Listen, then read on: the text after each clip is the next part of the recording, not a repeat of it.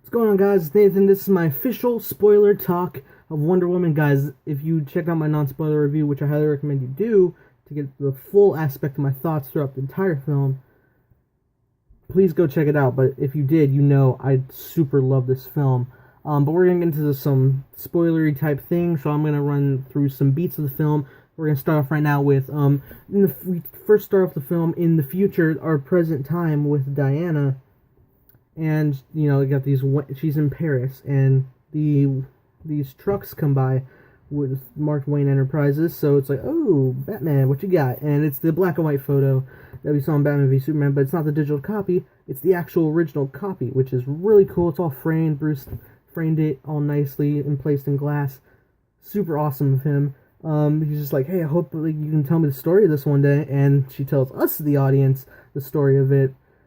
And then we go back in time. First off, the photo. And the team in the photo, you get to see that actual team, and they're really cool, they're really likable. This is just such a great team. Now, they're not major they're semi-major players in this film. Like, obviously, they are. I mean, they're the full team, they got this picture and all. What I'm trying to say is, they weren't the main characters like Diana or Steve Trevor, but they did really well, and I thought they were really likable.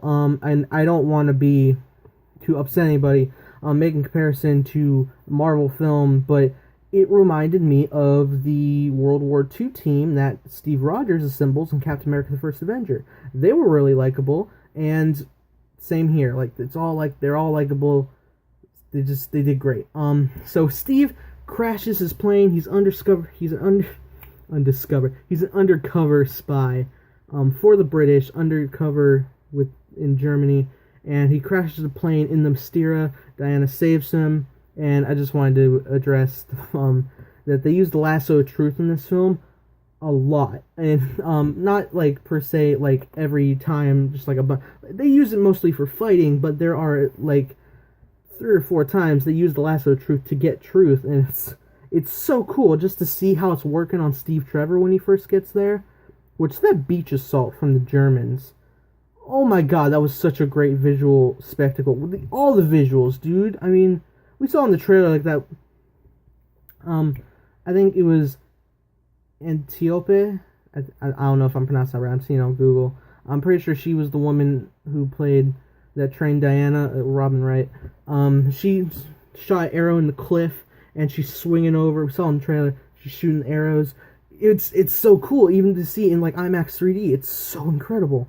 And just more stuff with the super slow-mo and use of fighting, like just slow down, impact, and go over slow-mo, impact, and especially when Wonder Woman's doing it. It's so cool. And they're fighting on horses again, and with swords and arrows against bullets. But, you know, they overtake them, and they rock it. And they use the lasso on Steve Trevor, and just watching him go through the pain of struggling, trying not to give away the info, but then he does. It's so cool. Like, apparently it burns you. Like, it's bright. I didn't expect it, really. I mean, it kind of makes sense.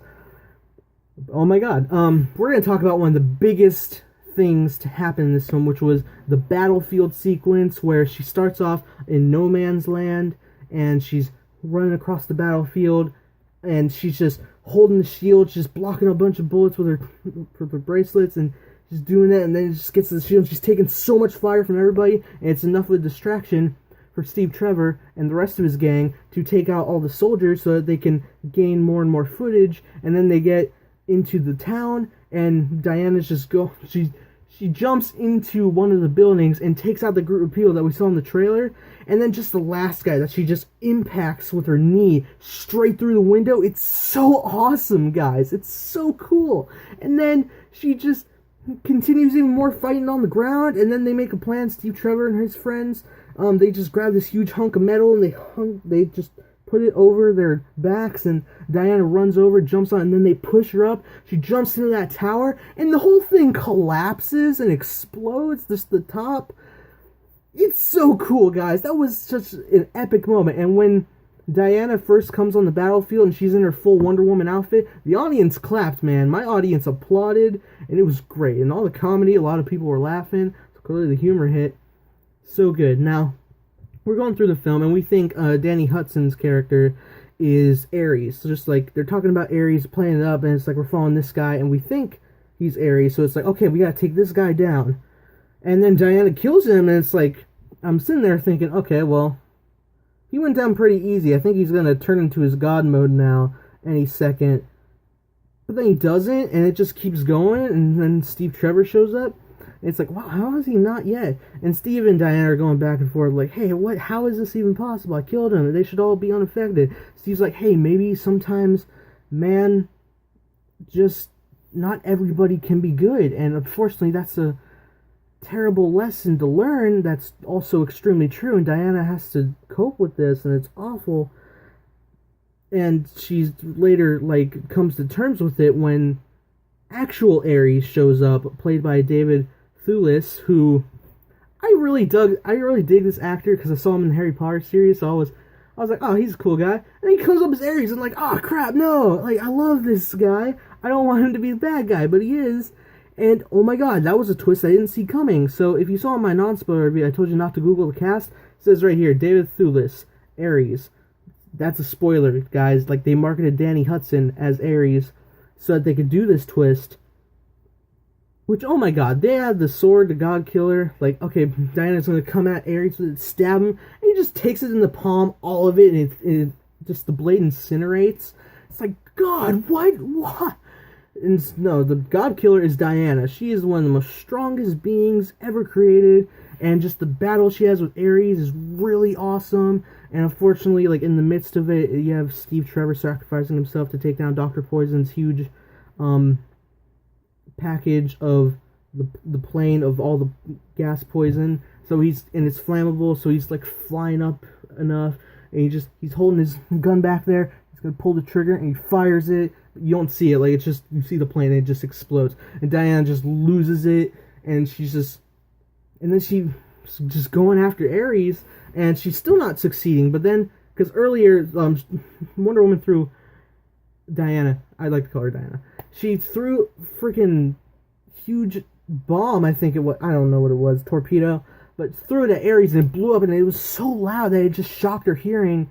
And it's kind of heartbreaking because, like, you don't hear what Steve's saying to her, like, his last words, and you can just tell, like, she doesn't know what he's saying, and it really sucks. And then just you see Steve dies, and it's like, God, no! And then they show the scene again, what Steve is saying, and Diana, like, gets it back later, which is enough to encourage her to gain her full power, fight off Ares. But while you're listening to it and hearing what Steve's saying, and Diana's just like, I don't understand what you're saying, Steve clearly took that the other way. It was just like, this is just what I have to do. He thought it was just part of the conversation. He didn't know she couldn't actually hear him, which is a little heartbreaking, I must say. And Steve died, and I teared up a little bit.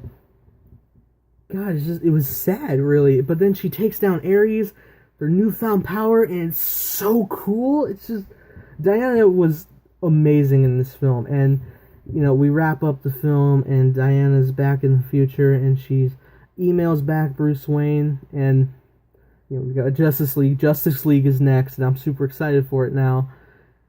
Oh my god. And just, she goes off into the world, just leaps off, and just, she's Wonder Woman. And I'm pretty sure there were moments in this film where she was flying, like, she was just, like, straight up flying, like, she was hovering there. Like, before in Batman v Superman, we saw her leaping, but she was flying here. So is she gonna fly in Justice League? I really hope so. This film, guys, was just so good, and I love the DCU, to be honest. I know there's a lot of bad people finding them, but I always tend to find the good in a film. That's why I always give films high ratings, because I'm always looking for the good, and I'm always trying to go see films that I think will be good. So, guys, I love Wonder Woman, and I really hope with the release of Justice League, they do a re-release.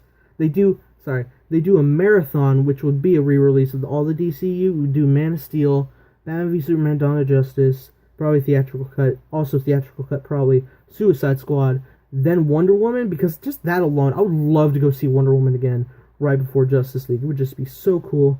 Of course, in timeline flow, Batman v Superman would be next, but you don't have to worry about that. Just watch things as by release date like the rest of the world, and it It works better that way with franchises and catching up on them. So just watch by release date. Anyway, guys, Justice League coming out this November, and honestly, if it's as good as I think it's now going to be, just with the heightened experience of Wonder Woman, my birthday's in November, so I'm just thinking, yeah, probably out of Thor Ragnarok and Justice League, I'm probably going to see Justice League again for my birthday. So, guys, Wonder Woman was incredible. Just that alone, I'm proud to have this. I'm not going to incinerate it or anything. This is one of my favorite DC films. I love this film. I can't wait to see it again. So, guys, tell me what you guys thought of Wonder Woman. I'm a little frazzled, I guess. I've just been talking a long time. But Wonder Woman was incredible. Let's talk about in the comments below what was your guys' favorite parts. You can go full spoiler because this is a spoiler video. Yeah, guys, if you liked this spoiler review, hit the like button, subscribe if you're not already. And that being said, guys, hope you have a great day. May the Force be with you always.